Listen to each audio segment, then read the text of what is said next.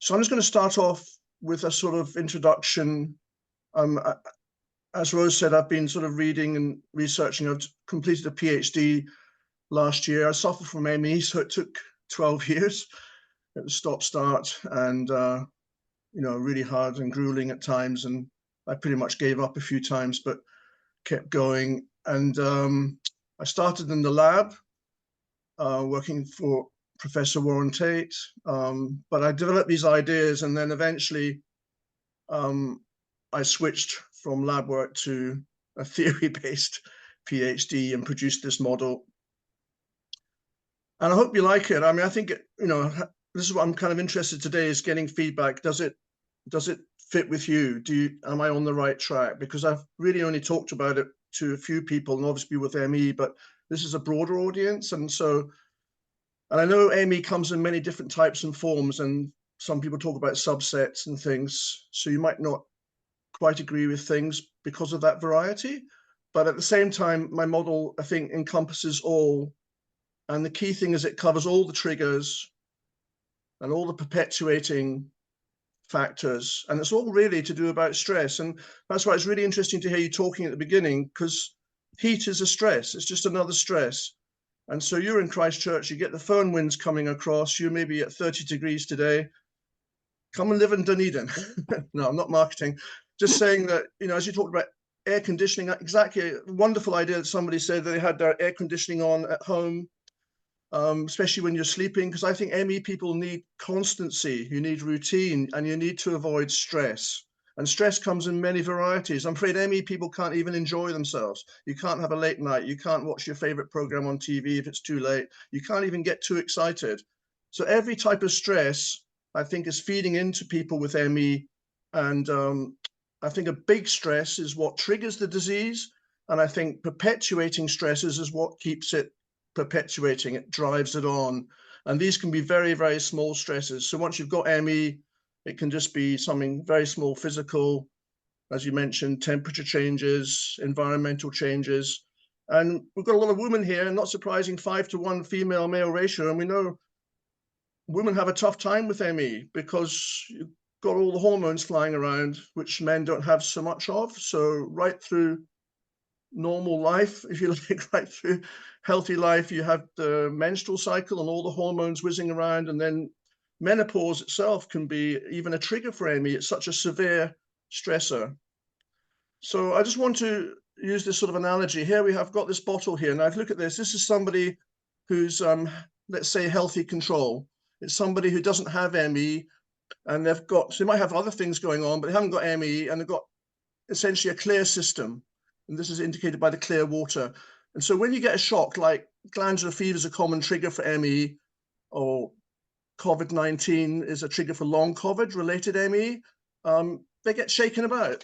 They really get shaken about, like we all do. But you see it settles really quickly. And then you're back to normal if you're healthy, normal, not ME, susceptible. Be back to normal maybe in a week or two, or 3 in the case of COVID. But you take an ME person, and here I've got for ME, if you're genetically susceptible, and this is indicated by the sediment here. So when you get a trigger like glandular fever, it's not the virus per se that I'm presenting, it's the stress, it's a trauma. And that's why some people who get ME could be an emotional trauma or chemical trauma, chemical shock. And when they get shaken up, this is what happens. So your system gets shaken up, and then you've got ME, and look how long it takes to settle. This can be weeks or months. And then while it's taking time to settle, you have another little stress, and it churns up again. And this is just how it perpetuates, because once it's stirred up, and I liken, we talk about the system, but what I'm talking about is neuroinflammation. So I think your nervous system, your brain especially, is inflamed. And as a result, the tiniest stress, once you've got ME, once it's triggered, it's like it's switched on to ME, then you just, the tiniest stress, physical, emotional, chemical, can just stir it up and perpetuate it. And the worst thing is that when you've had a stress, you've got a flare up, you know you're in a bad way. It takes even the tiniest stress when it's already churned up to keep it churned up, keep that inflammation going. Okay, so I'm going to come back to this at the end. This is my analogy for ME people. You've got to be genetically susceptible, That's like 10% of the population. And then once you've got it, I think there's a switch, a physiological switch in the brain that just perpetuates. It means you've got ME, and then it just perpetuates through stress. And this can be any type of stress. So it's not just a virus. It can be, let's say, physical, emotional. Okay, I'll go on to my presentation now, but I'll come back to the big screen at the end, and I'll use that a lot when we're doing questions.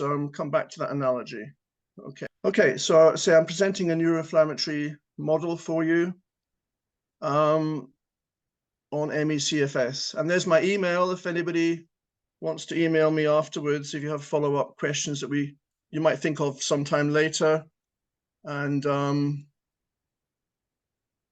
so you can send questions on to me. Okay, so it's a neuroinflammatory model that I've developed, and let's see how that comes together in relation to what I've just been talking about. So it's been a personal journey for me. That's me, obviously a lot younger, that's for one thing, but a lot fitter. 1995 is when I got ME.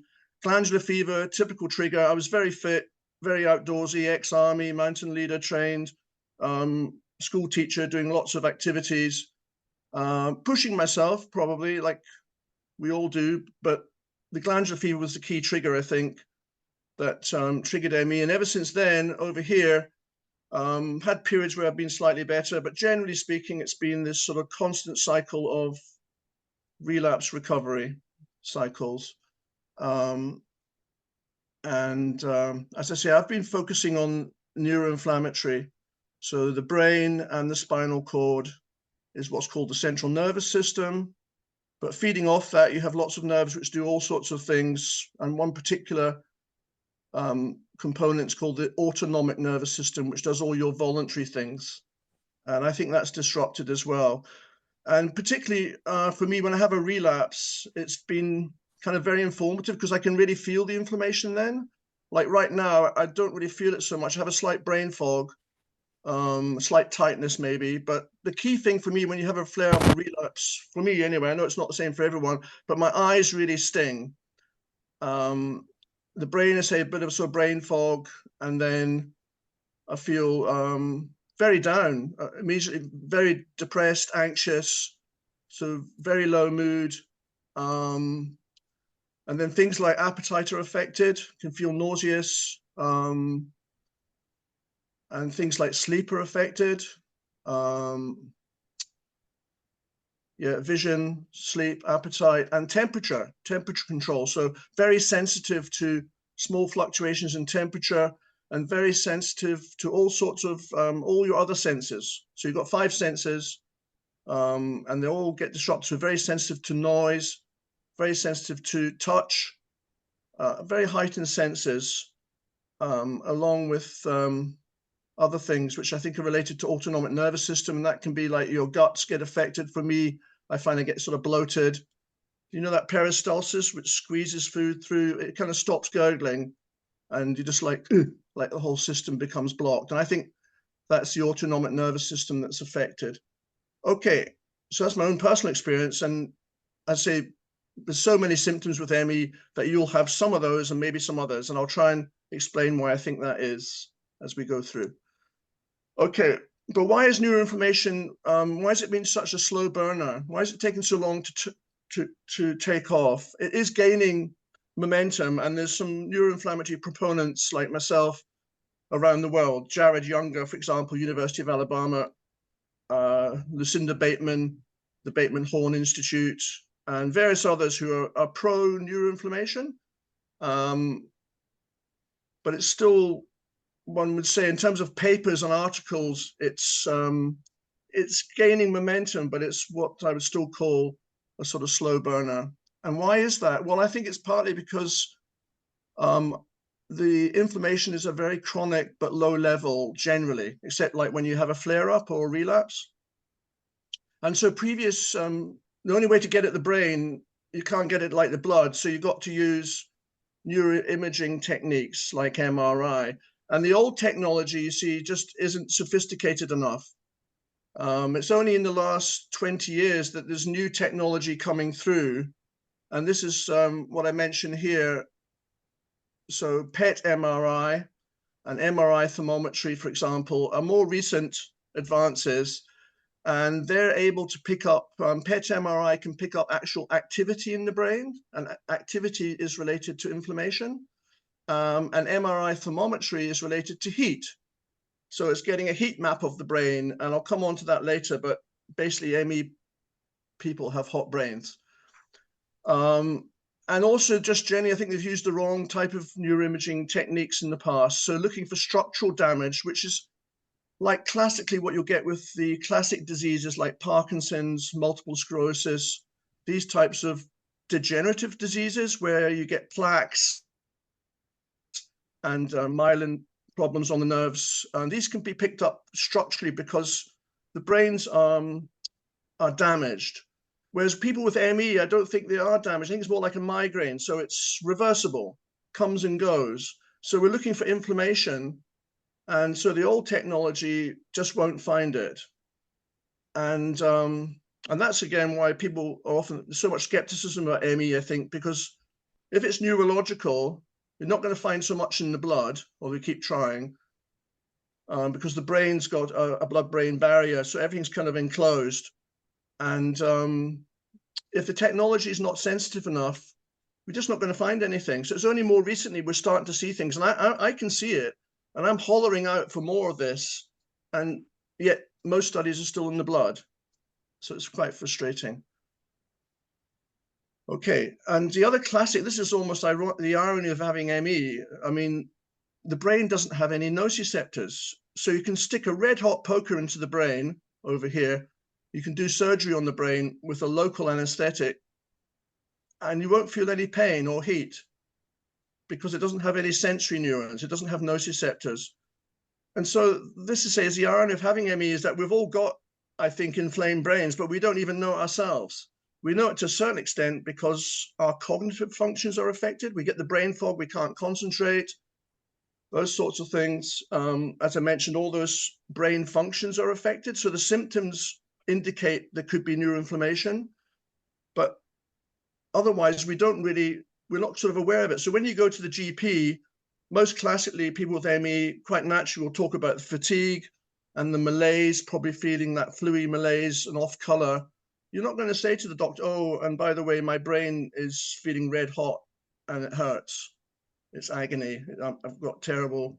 You do sometimes get headaches, but again, I don't know about you, but headaches tend to come with a full relapse or a flare-up, which is another indication to me that it's in the brain. And you see, therefore, the standard blood tests won't find this. They're inadequate. And maybe they'll never find it because I think it's neurologically contained. There's some questions about the blood-brain barrier. Is people with ME, is it broken down a bit like it is in multiple sclerosis? And do white blood cells get in? I don't think so. I think because it comes and goes, it's reversible, like sort of migraines. So I think it gets inflamed and then it slowly settles down. And I think so it's contained.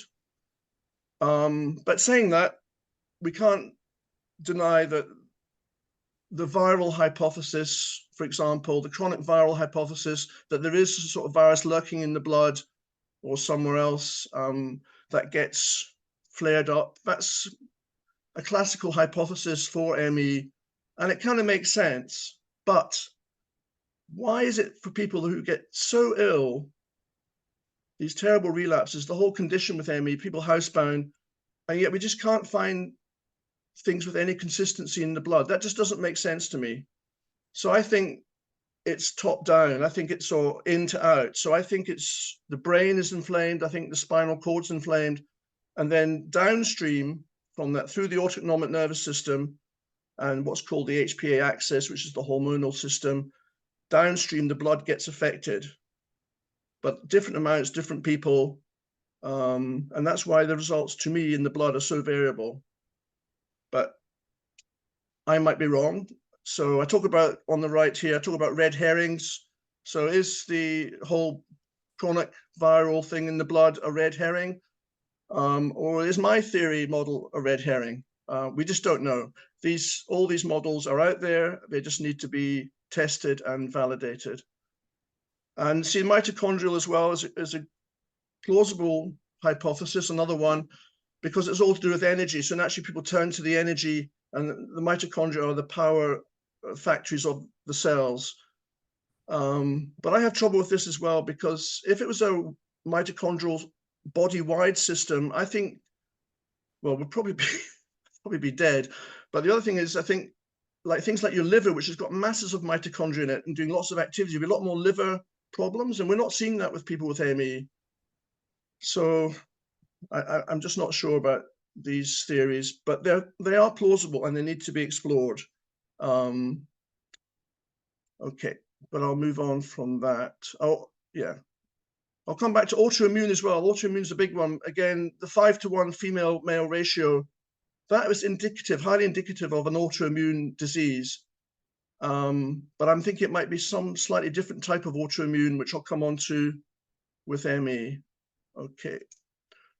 And so I'm really focusing on the brain, and I'm sure you probably all know the hypothalamus is this amazing gland or in the center of your brain, which is known as the master gland. So if the hypothalamus was inflamed and dysfunctional, I reckon that can explain a lot of what's going wrong with people with ME, because the hypothalamus controls your sleep, it controls your appetite, it controls your temperature like a thermostat, and it reacts to changes in temperature. That's why, you know, if it's too hot, it will send messages out to your skin, and then you'll sweat, or your blood vessels will dilate and things. So it's a real controller of so many functions. It also controls, I mentioned before, what's called the autonomic nervous system. And that includes things like I mentioned, bowel motions, peristalsis, but also things like heart rate and blood pressure. And we know in ME people that heart rate is affected, that blood pressure is affected. And I think that in turn can have an effect on, you know how sometimes with people that have this thing called orthostatic intolerance, which means when you stand up quickly, you feel dizzy. And that's to do with blood not getting to the brain or enough oxygen to the brain. And I think that could be related to a disrupted ANS, because low blood pressure obviously would mean less blood to the brain. And so it could relate to that, what's termed orthostatic intolerance. And this is also from the hypothalamus. So that's the nervous system, the ANS, that's electrical. And then you've also got chemical messengers coming from the hypothalamus through the hypothalamic pituitary, that's another gland in the brain, adrenal, which is down in your kidneys.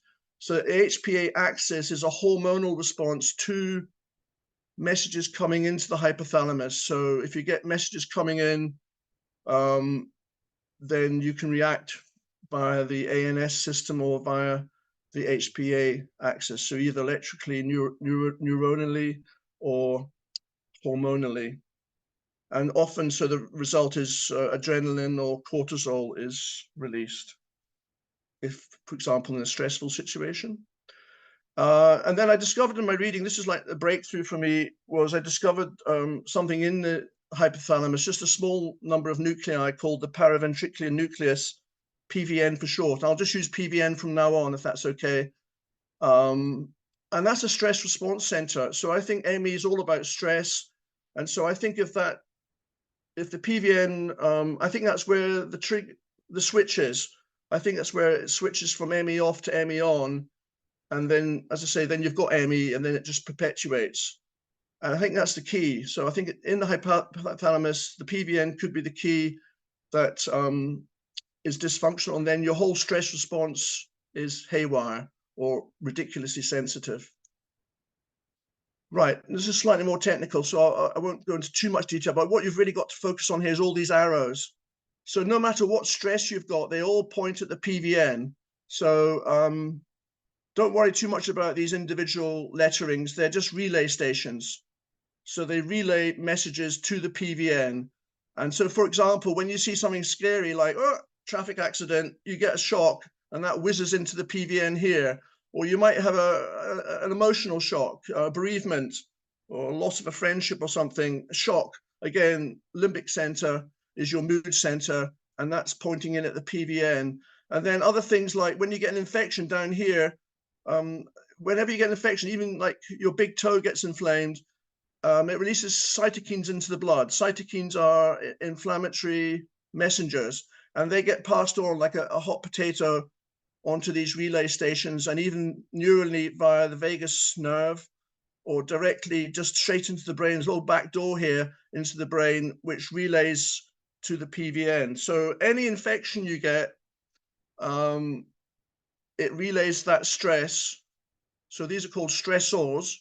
So you've got emotional stressors, you've got cognitive stressors, you've got infections, which are stressors, and they send these signals in different forms, which get relayed to the PVN, and then that reacts, as I say, through the HPA axis or the ANS, autonomic nervous system. And so I think this is like, could be the key to people with ME, like right in the hypothalamus. So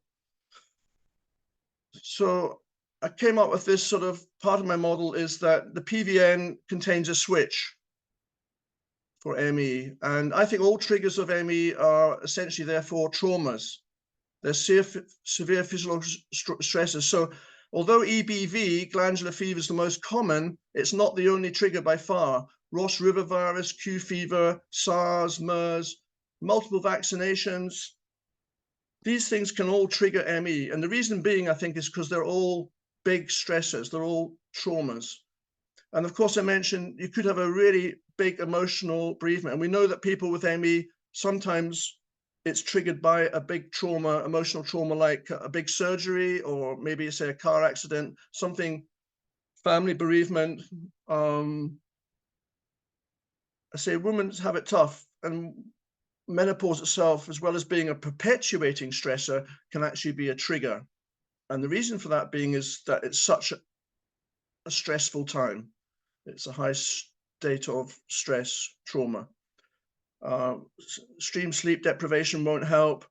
Extreme physical exertion. So you get people, maybe marathon runners or whatever, and it won't just necessarily be that. It could be, the other thing to think about, it could be a cumulative effect. It might not just be any one of these. It could be a combination. So you might be running a marathon when you run down and you get glandular fever, and whack, ME on. PVN switches from normal into dysfunctional ME mode. So chemical toxin shock is another possibility as well. We hear about farmers, Tapanui flu, local to Dunedin, classical. Probably a lot of the farmers using chemicals. There may be viruses floating around as well, but that was thought to be the main trigger. But say it could be accumulation, and that's why a lot of people with ME don't actually know what the trigger is. They think, oh, yeah, I was feeling, you get the flu-y symptoms, so they think it might have been a virus. But flu-y malaise is common to all these triggers. So very often, the reason I think you don't quite always know is because it could be a combination of triggers, and it's all about a threshold. It's about reaching a threshold whereby, if you go back to my analogy with the sand, it's just reaching that threshold where it stirs it up. Got to reach a certain threshold intrinsic to the PVN itself within the hypothalamus. Okay, and there we go. There's the inflammation up here, and that's spreading out from the hypothalamus into your brain. So are glial cells the culprits? And this comes back to the autoimmune theory, because glial cells are actually immune cells, but they're very basic immune cells in the brain. And it appears that they might become overstimulated in ME people. And as a result, I won't go into too much detail, but there's a sort of chemical, well, there's three types of glial cells to start with. There's microglia, which are the roaming immune cells in your brain. So these are searching for viruses or bacteria that sneak in across your blood-brain barrier. Bacteria won't get across, but the odd virus might do because they're so small. And they'll get rid of other types of toxins and foreign substances. So they're roaming around. And then astrocytes are sort of like connectors. They connect between neurons and the tissues within the brain and feed them and supplement, but they also interact with microglia. So when microglia get activated, astrocytes get activated as well. And oligodendrocytes are just structural. They kind of sit between neurons and form these structures like scaffolding. So these are all cytokines. I mentioned cytokines before. So these are different, don't get worried about these. These are just different types of cytokines, which when a microglia gets activated, it releases these cytokines, and they can inflame the neurons, neuroinflammatory. And when they get inflamed, they can feed back with something called ATP, and that just makes it worse. It just makes the inflammation worse. And as you can see, microglia can also interact with astrocytes, with these cytokines, so they can get stimulated, and they in turn can release, these aren't cytokines, these are chemicals, yes, reactive oxygen species, nitrous oxide. So they're oxidizing agents, and they're also harmful to neurons, but they can also release cytokines as well, inflammatory cytokines. So neurons get inflamed, neuroinflammation. And when they're inflamed, I don't think they work so well. I think, say, that relates to all the problems that ME people have. Now, autoimmune, these are immune cells. So maybe this is the autoimmune that we're looking for. It's not in the blood, but it's in the brain.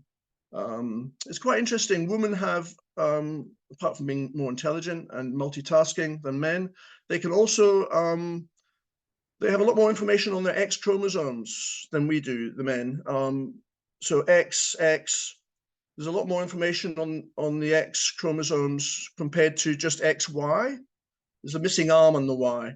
And as a result, women produce a lot more immune proteins than we do. So women don't die and they don't get hospitalized as much from COVID-19, for example. They don't tend to get infections as much as men. But because of all these extra genes, especially immune system genes, they are producing more defective, potentially autoimmune problems. So women classically get a lot more autoimmune diseases than men.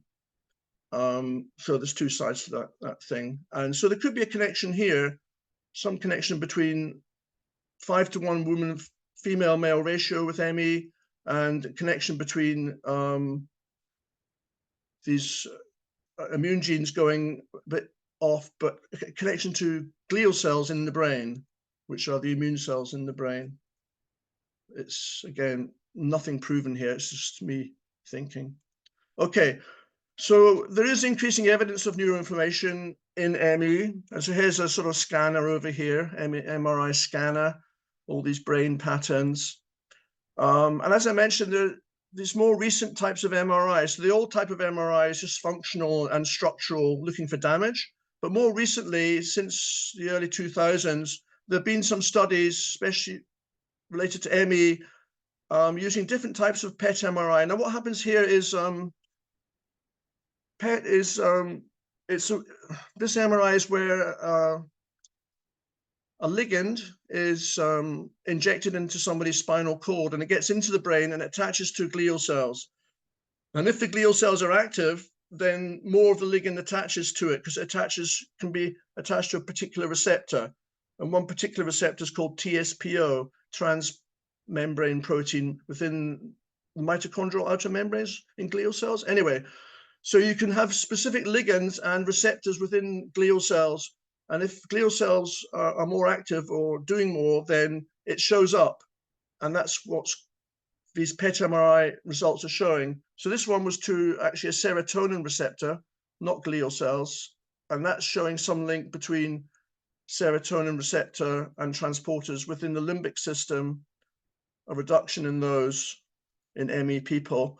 Now, the limbic system, I've mentioned already, is the mood center, and that's this area around the hypothalamus. So I think if the hypothalamus gets dysfunctional through the PVN, then it spreads out the inflammation. The first area it's going to hit is the limbic system, and also down here, the brainstem is also, the brainstem down here is also an area that could be affected.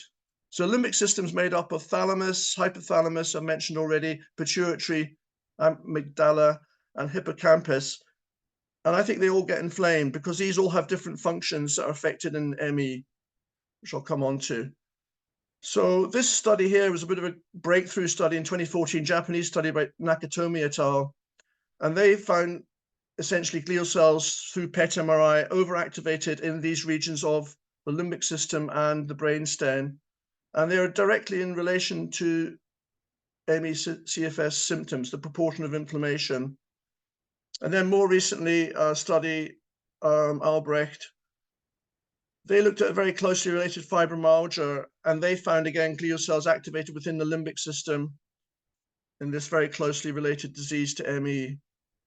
Fibromyalgia is pretty much the same as ME, and again, a lot more women than men, but it's more emphasis on the myalgia, the pain. than there is, but they still get all the other symptoms like brain fog and sleep problems and stuff. Just more emphasis on the pain in the joints and muscles.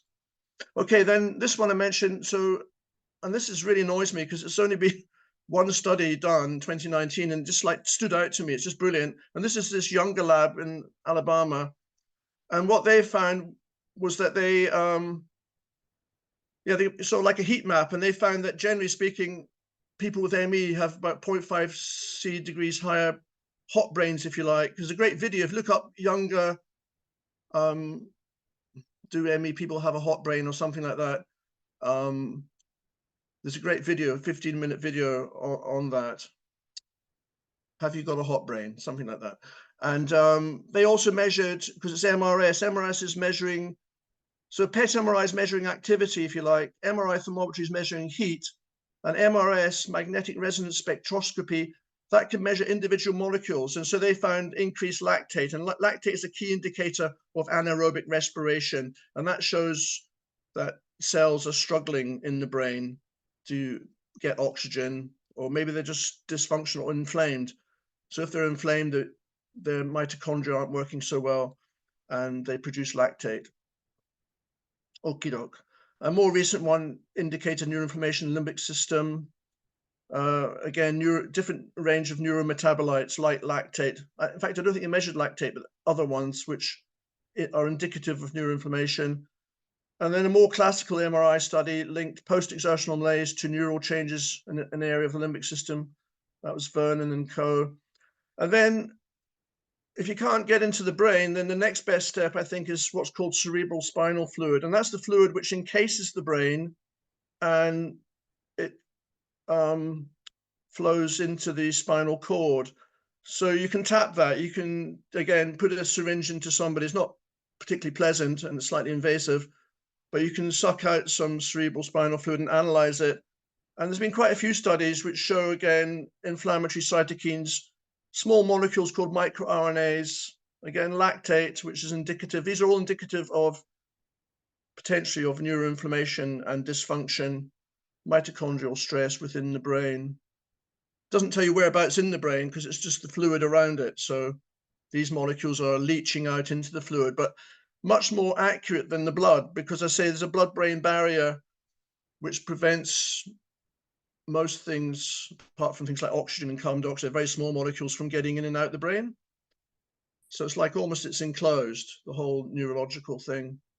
Okay. So I think I've talked about the triggers, and now I think an explanation for the symptoms. So if you've got an inflamed limbic system and dysfunctional hypothalamus within the center of the limbic system, then that can explain a lot of your symptoms. So I mentioned before, so inflamed limbic system, because the thalamus, for example, is directly relevant to cognitive thinking. If that's inflamed and dysfunctional, that's your brain fog. That could come from that. Heightened sensitivities, all the senses feed into the limbic system. So whether it's sound from your hearing, light from your eyes, smell, you know how smell gets affected with ME, taste, all these things feed into the limbic system, all these senses, all 5 of them, and they can all be disrupted very much in ME. And that makes sense to me. If your limbic system's inflamed, then the senses coming in will be distorted. And then I mentioned before, mood. People don't like to talk about depression with ME because it gets insulted that, you know, it's psychological, it's depressive. But I'm talking about depression through inflammation. So when your brain's inflamed, especially like have a relapse, flare up, you'll find probably your mood is lower, much more anxious. And I think that's where the fatigue could come from as well, the classical fatigue, because like when people are depressed, you're knackered, you just want to lie down the whole time. As well as that, you feel ill. And so sickness behavior, that feeling, the fluid malaise can also come from an inflamed limbic system, just feeling grotty, as if you've been poisoned. It's horrible. So the hypothalamus, you see, that directly is related before to things like sleep, appetite, and vision, and your thermostatic problems. They can all be affected if the hypothalamus is dysfunctional. And then the ANS, I mentioned the HPA axis. So through hormonal dysfunction, it can affect blood cortisol levels, but these are variable. And again, I think it's because it's in the blood, and people at different stages in their relapse recovery.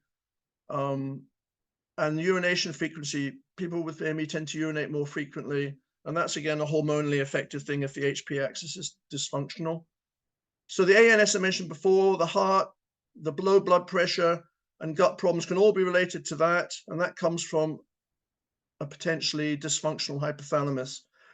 But then the blood, I think that could be, as I said before, as downstream. So these immune changes we're seeing in the blood, and people keep looking for them, but no one study is the same as the other. I just think that would explain why there is so much variability, because I think it could be downstream from a neurological problem. So there's no doubt the ANS, if it's dysfunctional, it could affect, it's called psychoneuroimmunologicals. There are studies that when people are stressed, it can affect their immune system. And so I think a lot of these changes could be related simply to a neurological problem and inflammation. Okay, so done triggers, symptoms. So how about flare-ups? Well, post-exertional malaise to me is just a tiny flare-up. A flare-up is a flare-up, and a relapse is much longer and worse. So it's like stages of, and that all depends to me, it seems to me, about the amount of stress at any one time and where your threshold is. So remember that glass with the sediment stirred up. So if you already had a flare up, you've got a very low threshold. So you need a tiny bit of extra stress, and then you'll get a post-exertional malaise. But if it's a bit more stress, and if it's prolonged, you'll get a flare up. And if it's even more stress, like a big trauma, even as big as the ones which trigger the disease, like you get COVID-19 or something, then you might get a full relapse, which could last months. So I'll just read out from here. So life stresses target a now dysfunctional, stress-sensitive PVN, leading to post-exertional malaise, more problematic flares, or even more severe relapses, depending on how much an intrinsic but variable stress threshold is exceeded in here. So your PVN, I've got it in red now because it's already been triggered. You've got ME, it's dysfunctional, it's inflamed, because the glial cells kind of like turn on it as well, I think, potentially. And then, so what happens now is the stressors, all these stressors that are coming in from around your body, they become the drivers of the disease. They drive it effectively, indefinitely, I'm afraid. Very few people, I think, recover from ME. Some people do somehow. It's like the switch switches back. And I wish I knew how that was. I think we all would. Anyway, is it possible to get that switch back? I think it is, but we don't know how yet. Okay, so these stresses that I talked about they're pretty much the same as the triggers, aren't they? So I've got infections and vaccinations down here now, but they can also be perpetuating stressors. We know people with ME, they're not only prone to getting more infections, but if you get one, it can set you back. Vaccinations can set you back. That's why there's so much debate about getting COVID-19 vaccine or not, especially if you are very sensitive and housebound, then you're already flared up, like that bottle I showed you. So, the chances of vaccination doing you harm are very high.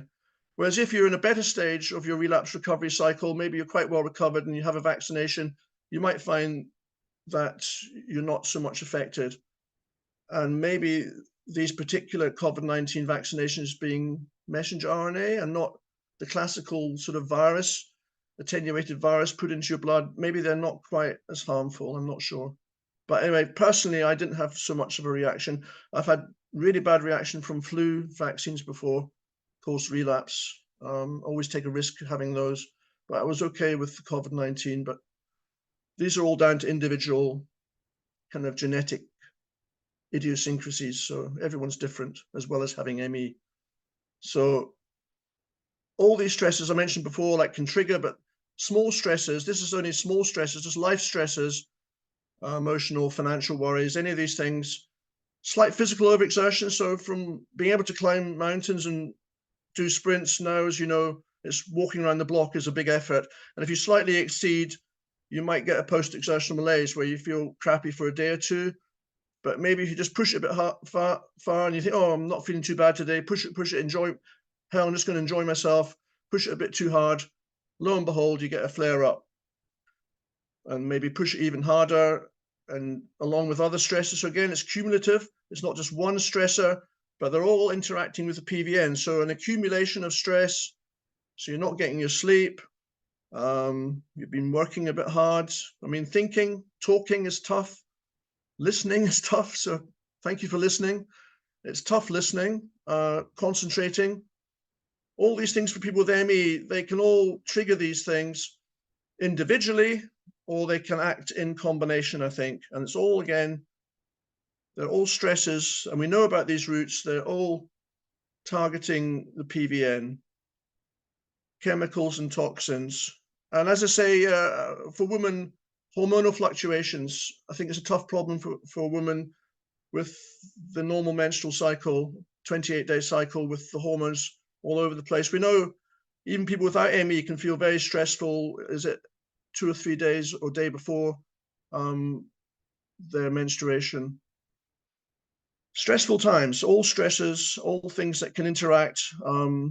So we've got to be so careful of chemicals and toxins. And I think to that extent, you've got to be careful what you take for ME. You've got to be careful of the medicines, because if you don't know much about them, there's a fair chance they can do more harm than good. So my philosophy generally is avoid stress as much as possible. And that includes anything in your diet that might flare up things, or anything that you take. So obviously we can't drink alcohol. Vaccinations, yes and no, because you don't want to get COVID-19 either. So these are tricky things, but some things you can avoid. So toxins, chemicals, and say medicines, just being careful, because so many people will try and sell you, lots of charlatans out there who'll tell you this will work for ME as long as you take it for long enough, blah, blah, blah. And then you get the placebo effect where somebody's trying to help you. So maybe it does help you psychologically, but is it actually really helping you? It's so difficult to know. And more often than not, I think I've tried masses of things myself, and more often than not, they just make you worse, because to me, they're foreign. They're not your normal, what you'd have in your normal sort of diet. So just got to be very, very cautious about that. So I think what I'm proposing is that the hypothalamus and the PVN is central. So all these stresses are coming in, and then out of that, it radiates sort of inflammation, radiating out from the center into your brain and then down your spinal cord. Now, you see, glial cells are kind of everywhere. They're in the brain, they're in the spinal cord, and you even have them in your eyeballs. And I think that's why you can explain why people get aching eyes. What's interesting about the eyes is they do have nociceptors, sensory nerves, so you can really feel the pain. That's, to me, is an indicator I've had a relapse, because my eyes are like raw, and my spine feels like it's raw, and I get aches, myalgia, especially in my shoulders, for me, down my spine, across my shoulder blades, but different place for different people. And that, again, is because you've got nociceptors, you've got sensory neurons in these places. So I think they're picking up what I think is kind of like a nervous reaction. But I think it all coming from this central core. And the key over here, limbic system and possibly brainstem, because and hypothalamus can account for so many of your symptoms. There's even glial cells down in your guts, though, in the nervous system, in that it's a whole enteric system itself. And so possibly when people are getting gut problems, it could be glial cells lighting up down there or in the spinal cord related to that, not just the brain. And then different people, I say, some people get a lot more gut problems than, say, brain. I'm more brain. I get like terrible, like brain fogs and all the mood and sleep problems and stuff. My guts, I say, can seize up and I get nausea sometimes, but not as problematic as some people. And I think that just comes down to individual reactions. So the glial cells lighting up in different places in your central nervous system, and down to individual genetic idiosyncrasies. Yeah. And then in terms of driving this, I said these stresses driving it. So some people theorize that, these viruses are chronic in the blood system. I think in maybe some subsets, Epstein-Barr virus, for example, does linger.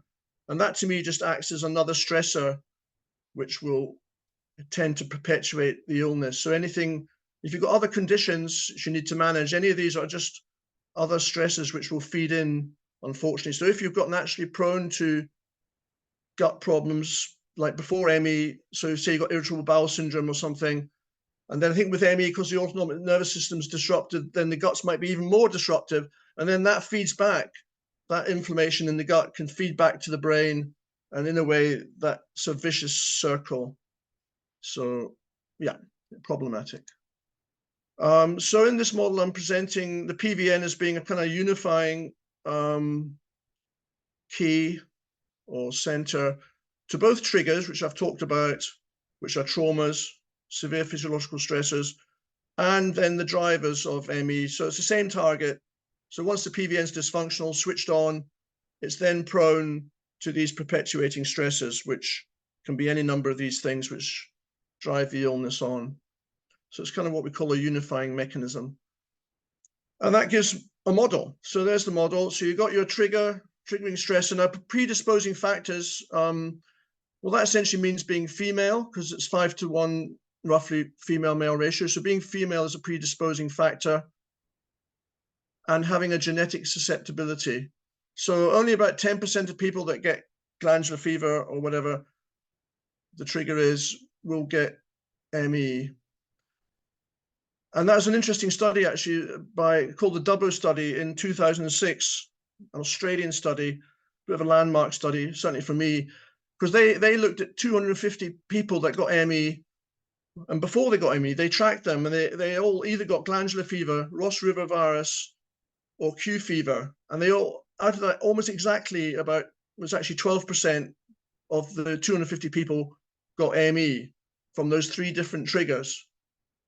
But those 3 different triggers, although they're all infectious diseases, they're very different types of viruses, and Q fever is even a bacteria.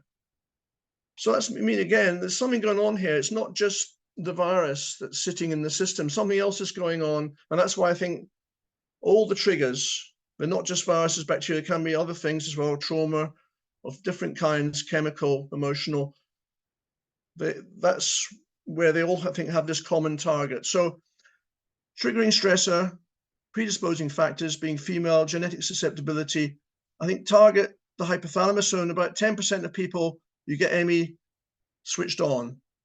And then as a result of that, now there's different theories here, and I won't go into this today, but how from that do we get the glial cells getting activated? There must be some link between the PVN switching ME on and glial cells becoming activated.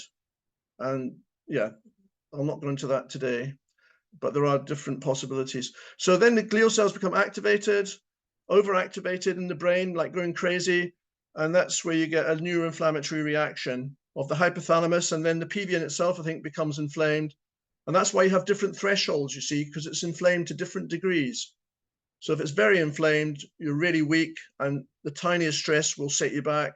But as it calms down, glial cells calm down, then PVN settles, and it can take more stress.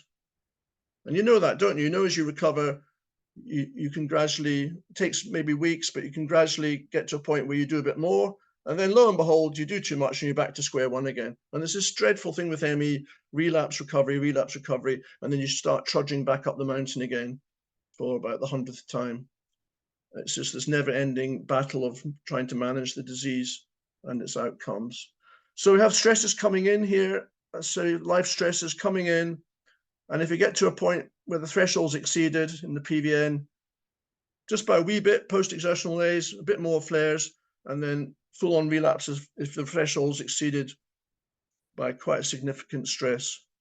And as I mentioned before, most of the ME symptoms can be explained by this model in terms of its neurological and targeting the hypothalamus limbic system. Some I still have trouble explaining. I mean, why do people's glands get swollen up? That's again more indicative, sore throats and things. That's more indicative of this chronic virus in the blood hypothesis. Or is it again because with the brain inflamed and the autonomic nervous system inflamed, and that you can feel sick, can that also, say, affect the immune system, but from an in to out kind of way from nervous system to blood, and therefore create sore throats and glands up. Not sure. Okay, so move on now to the long COVID conundrum. So I call it a conundrum because it's complicated. It's not as simple as we thought. A lot of people getting affected. So let's say 20% people getting long COVID of some kind. That's 140 million people out of 700 million, roughly. These are only confirmed cases around the world, when there's probably a hell of a lot more. But it's complicated. We're increasingly seeing that long COVID is divided up into two main subgroups. As 50% have long-lasting organ damage, particularly lungs, which is the primary site, but many other organs damaged, and even autoimmune effects and diabetes and all sorts of things going on, heart damage. But about 50% are also displaying MECFS-like symptoms. But it's been really frustrating to watch this because with $1 billion invested in the USA, which is center of research in the world for these type of things, a lot of it's just been wasted on observational meaningless studies. And what really annoys me, because I read quite a few of these papers, but you just can't differentiate the studies out between those who are getting organ damage and those who are getting ME, because they're not using ME diagnostic criteria. So you just can't tease out the results. It's really annoying. And I've written a paper on this, actually, just a sheer frustration, which I'm hoping to get published, which is about the WHO and the CDC and getting them to rewrite update their definitions. The definitions for long COVID need to be updated to take in all these advances and research findings. Okay, and then symptoms as well, often very ambiguous. For example, often in these studies you get, say, 25% have got breathlessness, but they don't distinguish between breathlessness, which could be lung damage, like, trouble breathing, asphyxia, against labored breathing, which is what you get in ME, and that's to do with your autonomic nervous system. So if that's affected, then it affects your breathing that way. It's a nervous system effect. And worst of all, from my point of view, being a neuroinflammatory proponent, we're just seeing very few neuroimaging studies. I mean, it's a huge opportunity and all this money, but very few, because again, they're all looking mainly in the blood and not finding any more than you do with ME studies, unfortunately. So how does SARS-CoV-2 trigger ME in terms of long COVID-related ME? Well, it's just the same. This is just another trigger. It's a big stressor, hits the hypothalamus, hits the PVN. The cytokines are released. There's a cytokine surge from the lungs. They get passed on, as I mentioned before, different ways, relay systems onto the PVN. And if you're genetically susceptible, as I said before, that's the ones with the sand in the bottom of the glass, then you can switch, gets overloaded, PVN gets overloaded, switches from normal into ME mode. So that's what I think happens in long COVID. But if you read the papers, a lot of other people generally coming out again with the idea that SARS-CoV-2 is lingering in the blood, which it's not, because they're not finding evidence of that. So then they're saying, well, maybe it's just a bit of the virus, or then you come on to subsets, because some people do have a bit of it showing and others don't. So then it's all about subsets of, and I just get really annoyed with this because I think it could be a lot simpler. Anyway, so there is some evidence of neuroinflammation. Here's a study. They released this study early because they thought it was interesting. So just 2 patients, and you can just see here by the brightness of the slides, there's inflammation going on. This is long COVID. And then there's healthy controls down here with less inflammation. But ME diagnostic criteria not used. So have these people got the virus getting into their brains? Because some people do, but most of them die, admittedly. The ones who get the viruses in the brains, they do autopsies and find SARS-CoV-2 in the brain tissue, tend to be dead. So is this anyway, could it be down to the virus getting into the brain and causing damage, or is it ME type neuroinflammation? And we don't know because they haven't differentiated their patients. And then another study came out more recently, and they found changes in the limbic system, different type of MRI, not the ideal one that I would like to see used. And they met, this one, they did use ME criteria, it's met by 15 out of 50, but then having done that, they didn't then differentiate them out. So of the 15, which ones had these changes in these areas and by how much? So just very annoying. And then symptoms that last are these types of symptoms. Again, remember what I said, breathlessness, for example, 26%. Is that due to lung damage or due to ME labored breathing? So these things are just frustratingly at the moment because ME criteria are not being used to differentiate patients out from others. And until they do, these studies are ambiguous, meaningless, really, I'm afraid. But the same model applies as far as I'm concerned. It's just a different triggering stressor. So this time it's SARS-CoV-2. There's your PVN, it's switched on, glial cells, neuroinflammation, symptoms, and then ongoing stresses that feed in. So once you've got long COVID ME, it's the same as any other type of ME. It will just perpetuate indefinitely with very minor stressors. So what's needed in the future? Well, I see a lot more of these types of studies I mentioned before with, you can measure activity in the brain or neurometabolites or temperature. Those three things can all be related to neuroinflammation. And then more what's called longitudinal studies. That's where you track people through relapse recoveries individually or in groups. Costs a lot more money, unfortunately, but you do then combined studies. So you don't just do neuroimaging, you do blood biomarker studies, symptoms tracking, and you combine it all. And especially with long COVID, you just look at people with mild cases. So you're ruling out most likely those who have been hit by the virus itself, who tend to be hospitalized or dead. And then you want to compare then your results with other diseases. So very closely related to fibromyalgia, migraines, which are, I think, quite closely related to ME, because they come and go, they're neuroinflammatory. Even mental disorders, increasingly, a number of people think that things like classical depression and other mental disorders, bipolar, are all different types of neuroinflammation. So there could be a lot of overlap here. Even epilepsy could be a neuroinflammatory, is thought to be neuroinflammatory disease. Just different parts of the brain being affected in different individuals with different genetic susceptibilities. And then there should be drug treatment investigations coupling these longitudinal studies to drugs and looking at, say, MRI scans and blood biomarker studies and looking at them and seeing, tracking symptoms and seeing obviously if the drug is working, but not just on one thing alone, on combination studies. Then the ultimate goal, well, you never know. I mean, to me, it's advancing quite quickly, but maybe one day we'll have, like a blood test, you'll have a diagnostic brain scanning signature. And it'd be like going to the hairdressers. You sit there with one of those helmets on and you get your MRI brain signature. And it should be a distinct signature for ME that distinguishes it even from fibromyalgia, but all these other brain conditions. And then obviously more drug development.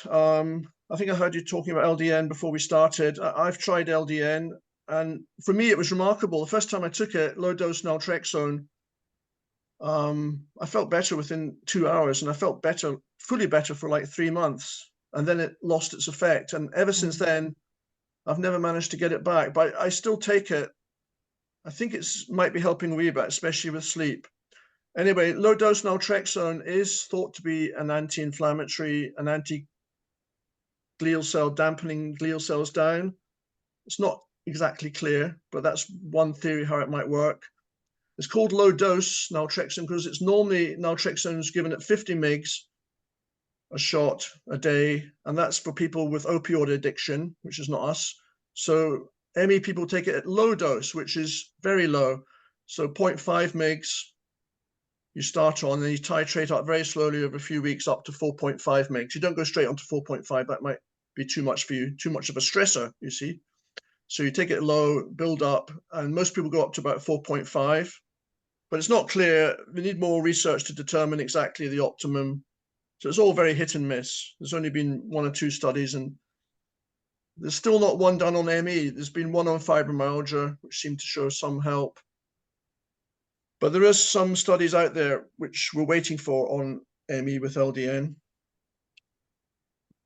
It's $1 a pill, and you order it through your GP, and they can get it. Then it goes from a pharmacist, like there's one in Auckland called PCNZ, and they send it to, it takes about a week for your pharmacy to get it. So it's about $1 a pill, then you've got postage. Personally, I've kept going with that. Aripiprazole, well, that's not available in this country, but there were some trials with this one. Again, another glial cell anti-inflammatory. And just the results from that particular trial, it wasn't really a trial, it's really looking back at patients who've got ME and seeing if it had any reaction to this drug. So it wasn't really a proper trial, but they were quite encouraging. But I'm afraid for us, that's a wait out because that's not available in this country. So that's about all, I'm afraid. I'm not bearing you with much fruit. I'm just giving you some ideas, a model, and I'm hoping, and maybe you can help with this, if we can get more people behind this way of thinking about it being neuroinflammatory, then get more funding, more research, especially in America, and eventually we'll get these goals achieved. As far as education is concerned, well, it's all about pacing, and not overdoing things, and listening to your body, managing and avoiding stress, which you tell me is impossible. That's life. You just get stressed when you don't get it. My neighbors had a fire next door last week. That was quite stressful, well, especially for them. It was just in the basement, didn't spread to my house, but you just don't know what's around the corner, do you?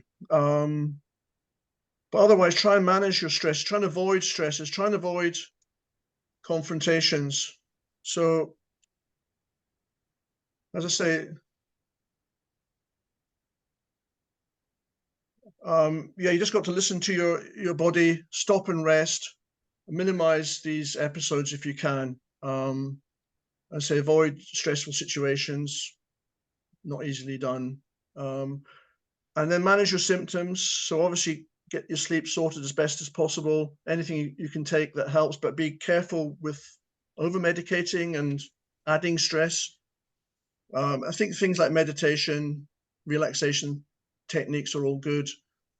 Antidepressants, not sure about them. I think for people who are susceptible, again, to slight mood sensitivities there anyway, obviously they're useful. They might help with sleep and just calming things down, but they're not a magical cure.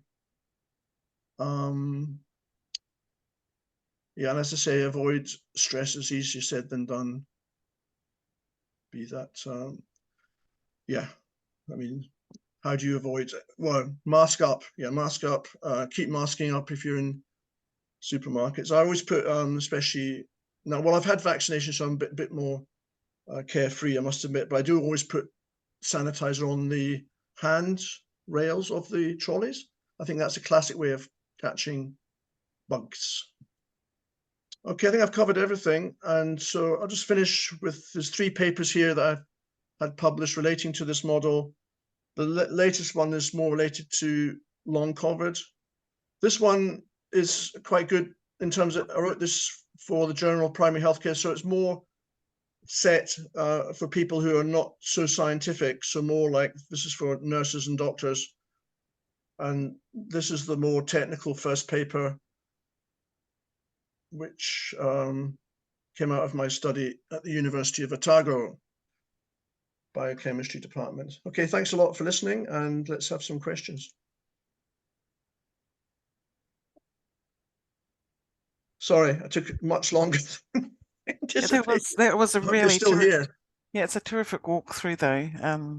Thank you very much, Angus. And we really talked to help us understand the mechanism. I have one question. You talked about genetic susceptibility. Yeah.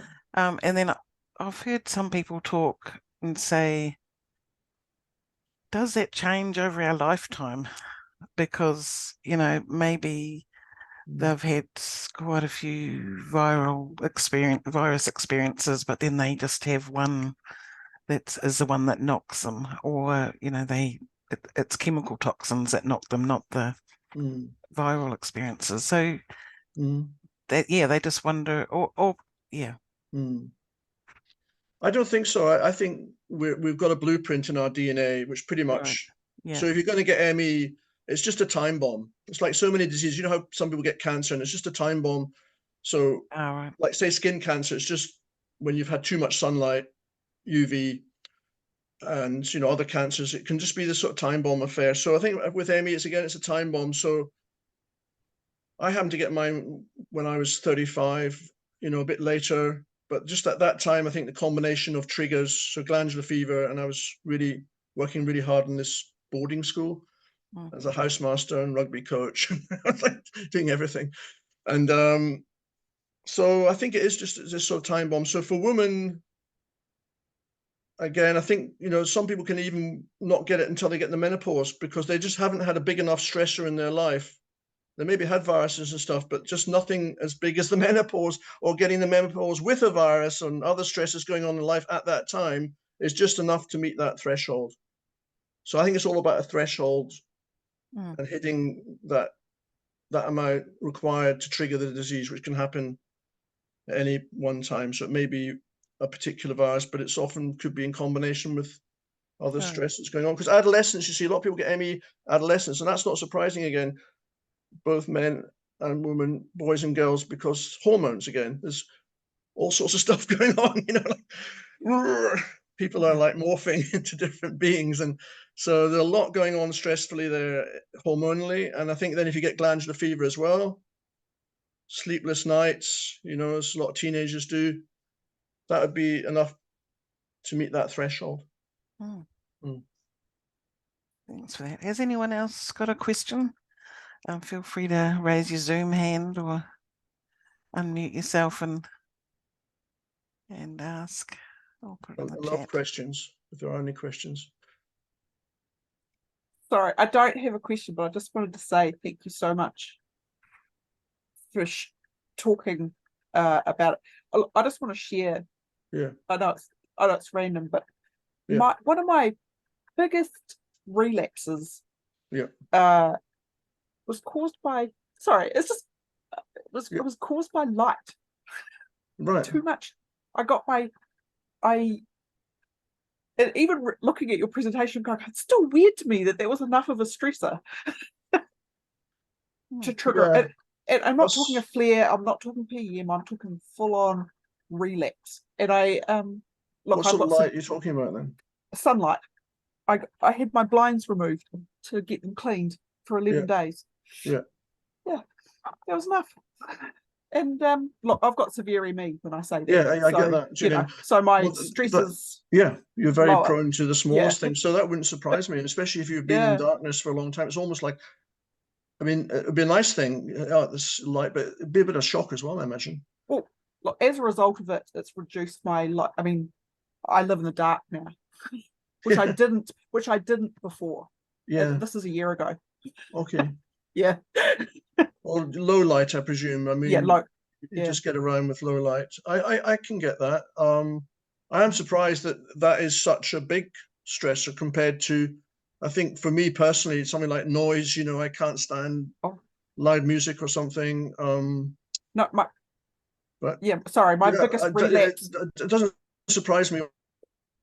Yeah, but my biggest relapse before that was noise. Yeah. Same.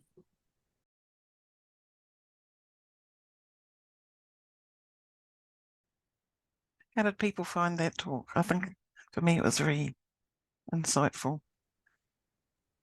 Very much worth my time. I say as, you know, someone who sometimes needs the rest more than the information. Yeah. Yeah, I find it really interesting. It'll take me some time to kind of process it all, but it was really interesting.